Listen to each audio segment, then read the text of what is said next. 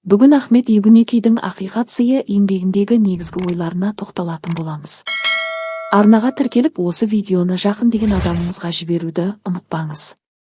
Көрсетсе мейірбандық бейімделіп, шапағат сыйла сенде пейілденіп, жалған сөз ауру, шаншудай, әділ сөз шипа, жанға жай.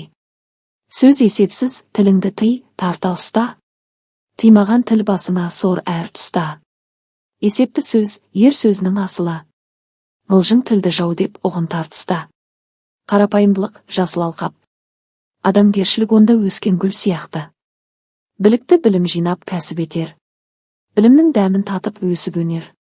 Кімнің досы жақсы болса, өзі де жақсы болады. Ердің жүзін күйдіретін нәрсе тіл. Білімді адам біліп іс қылады, біліп істеген іс өкінішсіз болады. Білімсізге білікті сөз де парықсыз көрінеді. Жарлының жалғыз байлығы білім. Бұл дүние өнерліге өгейді. Қамсыз адам өнер жоқ көбейді. Өнер дәулет әкелмейді кісіге. Сол ақ қиын, сонда кімдер жебейді.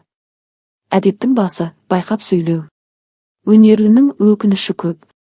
Өнерсіздің өкініші жоқ. Бақыттың жолын білім ашар. Кедейлік кемдік емес. Бақыт көктемгі бұлт сияқты, көрген түстей, ұшқан құстай өтетте шығады. Бақытта баян жоқ, ұшқан құс тәрізді. Таза жүрген жол табалмай торғып, өсіп жүр ғой арам жолға түскендер. Заман емес, адам ренжітеді. Сүйеуі бардың сөзі де басым. Жаман мінез жанға опа бермес. Мың досты көп демегейсің. Бір дұшпанды аз демегейсің. Өмір тәтті, бүгін қолың жеткенде. Удай ашы ертең тастап кеткенде. Сабыр ет, қуаныш күт, бәле келсе. Күте тұр қайғы, реніш ала келсе.